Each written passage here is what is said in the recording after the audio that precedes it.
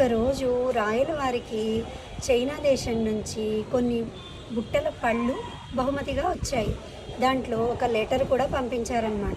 వాటిలో ఏముందంటే, ఈ పళ్ళు కనుక తింటే చాలా దీర్ఘాయుష్షు ఉంటుంది, చాలా కాలం బ్రతుకుతారు అని చెప్పి ఒక లెటర్ కూడా పంపించారు. వెంటనే తెనాలి ఒక పండు తీసుకొని దాన్ని కొరికి చూశారనమాట. అప్పుడు రాజుకి చాలా కోపం వచ్చింది. నా కోసం పంపించిన పండ్లని నువ్వు ఎంగిలి చేస్తావా, వాటిని కొరుకుతావా, ఇతన్ని తీసుకెళ్ళి జైల్లో పెట్టండి, రేపు పొద్దున్నే ఉరి తీయండి అని చెప్పేసి తన్ని బంధించారనమాట. అప్పుడు తెనాలి వెంటనే, అయ్యో చైనా రాజు ఎంత పని చేశాడు, ఎంత మోసం చేశాడు మా రాజుని, ఒక పండుని కొరకగానే నాకు మరణశిక్ష పడింది, ఇలాంటి పళ్ళని తింటే చాలా కాలం బ్రతుకుతాడని మోసం చేసి ఇలాంటి గిఫ్ట్ పంపించాడు మా రాజుకి, చైనా రాజు ఎంత చెడ్డోడు, ఎంత మోసం చేశాడు అని అరవడం మొదలుపెట్టాడు. అక్కడ ఉన్న వాళ్ళందరూ నవ్వంగానే రాజుకు విషయం అర్థమయ్యి తన్ని విడిచిపెట్టమని చెప్పి అందరినీ నవ్వించారనమాట.